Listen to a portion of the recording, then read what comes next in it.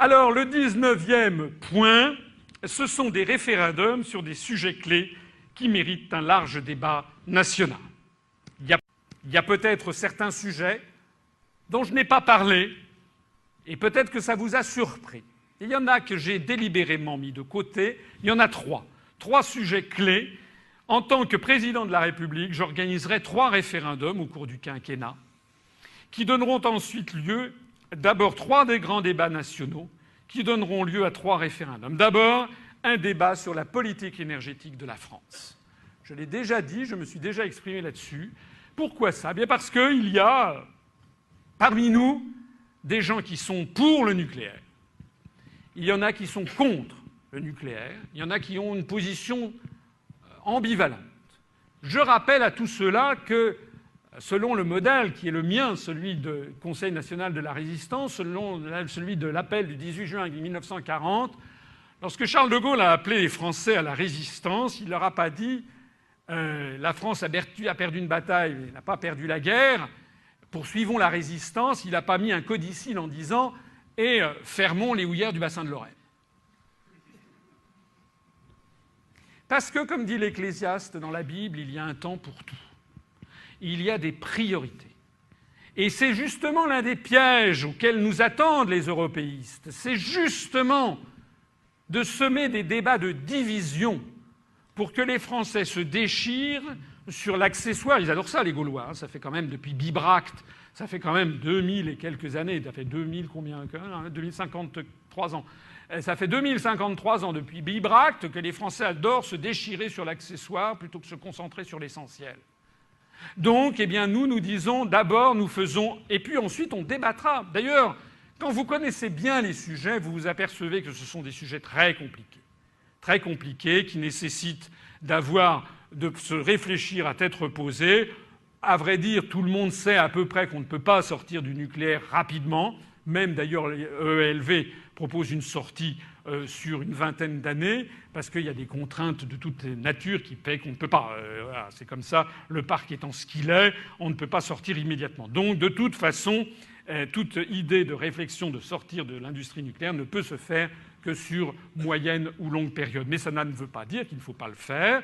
Et moi, je suis très sensible. D'abord, je suis sensible, évidemment, comme tout le monde, aux catastrophes qui sont arrivées. Ayant vécu au Japon, et qui est un pays que j'aime beaucoup, je ne peux pas ne pas y être sensible. Je suis sensible aussi à l'argument utilisé par Michel Rocard récemment, qui faisait valoir que l'industrie nucléaire a causé dans le monde très peu de morts. Il y a eu, en gros, avec l'affaire de Tchernobyl, alors qu'il y a chaque année des milliers de morts avec l'industrie charbonnière, par exemple. Mais comme l'a dit Michel Rocard, pour une fois, que j'ai trouvé assez inspiré, tout le monde s'en fout parce que ce ne sont que des Chinois. Mais il a dit ça pas en riant, il a dit ça pour s'en choquer. Bon, enfin bref. Sur cette politique énergétique, sur les moyens alternatifs d'avoir des sources d'énergie, notamment les éoliennes, le solaire qui fait des progrès prodigieux. Parce que là aussi, il y a en matière de rentabilité des choses qui paraissaient inaccessibles il y a quelques années, maintenant apparaissent de plus en plus réalistes. Donc ce sont des vrais sujets. La seule chose qu'il faut sur ces grands sujets, sur ces grands débats, c'est j'y veillerai en tant que chef de l'État, garant des institutions, donc garant également de la démocratie, de son bon fonctionnement. Il faudra veiller, et grâce notamment à la Cour supérieure de l'audiovisuel qui aura remplacé le Conseil supérieur de l'audiovisuel, nous pourrons avoir des débats qui seront des débats de haute tenue et des débats où toutes les positions pourront être loyalement, c'est un mot nouveau, loyalement, avec loyauté et probité, pourront être exposées pour que tout le monde puisse décider. Je vous rappelle également que les référendums pourront comporter plusieurs réponses, plusieurs questions plus exactement, de telle sorte que nous pourrons éviter la carte forcée du référendum où on évite de demander les vrais sujets. Au passage, je signale que sur ces référendums, ce sont des référendums sur lesquels je n'engagerai pas personnellement ma responsabilité, puisque je pense que, en l'espèce, sur des sujets de cette nature, le chef de l'État doit avoir un rôle d'arbitre. Le deuxième de ces grands référendums concernera la dette publique. Parce que je vous l'ai dit tout à l'heure, le fait de revenir, de réattribuer à la Banque de France son rôle naturel, le cas échéant, de monétarisation des déficits publics, d'abord n'est pas la panacée universelle, je l'ai dit. Je n'ai pas dit que ça ne servait à rien, puisque sinon je ne le proposerais pas. Donc je pense qu'il faut effectivement le proposer, mais ce n'est pas non plus la panacée universelle, puisqu'il y a toujours un moment à partir duquel les déficits budgétaires se traduisent soit par une dette avec des intérêts à payer, soit par de l'inflation due à une monétarisation de la dette. Donc il y a toujours une fin au saucisson, mais tout ceci ne règle pas le problème de la dette existante. Et donc, il faudra que nous ayons un grand débat national sur ce que l'on fait de la dette existante, sachant que je ne crois pas trahir de grands secrets en disant qu'un certain nombre de nos compatriotes considèrent qu'il s'agit d'une dette odieuse, comme on dit, c'est-à-dire d'une dette qui n'aurait pas lieu d'être. Bon, ce sont des dispositions qui méritent quand même qu'on y réfléchisse à deux fois, puisqu'il y a de très sérieux arguments en sens inverse. En attendant, il faut qu'il y ait un vrai débat qui ait lieu sur cette question grave, sachant également que la probabilité que les pays qui sont extrêmement endettés, comme la France, mais plus encore l'Italie ou l'Allemagne ou les États-Unis, il y a quand même très peu de probabilité pour qu'ils puissent jamais rembourser cette dette. J'ajoute aussi au passage que les gens qui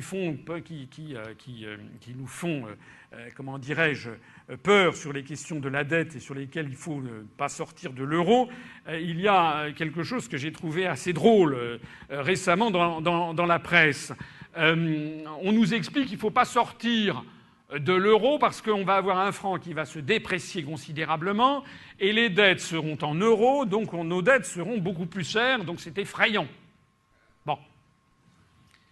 Et puis j'ai entendu des gens qui ont dit l'Allemagne ne peut pas sortir de l'euro parce que l'Allemagne a des créances en euros. Et donc si l'Allemagne sort de l'euro, sa monnaie va énormément monter et donc toutes ses créances, elle perdra 30% de ses créances. Alors en d'autres termes, il ne faut jamais sortir de l'euro. Si on a des dettes, il ne faut pas en sortir. Si on a des créances, il ne faut pas en sortir non plus. Donc tout ceci, ça montre qu'en réalité, nous avons affaire à des gens qui manient le paradoxe. J'ajoute aussi un autre élément très important, c'est que lorsque la France sortira de l'euro, il n'y aura plus d'euros. Du moins, si un euro subsiste, ça sera un euro résiduel qui ne sera plus le même que celui sur lequel il y avait eu un contrat qui avait été porté. Enfin, j'aurai l'occasion de m'exprimer plus longuement au cours des longues semaines qui viennent maintenant devant nous. Et puis le troisième et dernier référendum, c'est un référendum sur l'immigration, puisque c'est un sujet qui, en effet, préoccupe un certain nombre de pans de la société française, à juste titre ou à pas juste titre, mais en tout cas, c'est un sujet sur lequel, conformément à mon état d'esprit, je crois qu'il faut poser les problèmes et que les gens réfléchissent sérieusement. Vous savez qu'actuellement, toute la politique migratoire a été attrait au niveau de l'Union européenne par les articles, notamment, je crois, 67 et 77 du traité sur le fonctionnement de l'Union européenne suite aux accords, au traité d'Amsterdam. Eh bien, il faudra, là aussi, s'interroger pour savoir qu'est-ce que c'est que l'immigration ? Est-ce qu'on doit être ou non dans Schengen ? Quels sont les problèmes à traiter ? Parce que c'est un problème qui a été empoisonné depuis maintenant des années. Et vous connaissez quelle est ma position, je ne vais pas y revenir, mais sur le fait que les pouvoirs publics et les médias ont délibérément jeté de l'huile sur le feu de cette chose-là pour notamment faire mousser tel ou tel parti politique afin de détourner l'opinion publique des vrais sujets qui sont ceux concernant la souveraineté et l'indépendance nationale, eh bien, il faudra traiter ce sujet en face.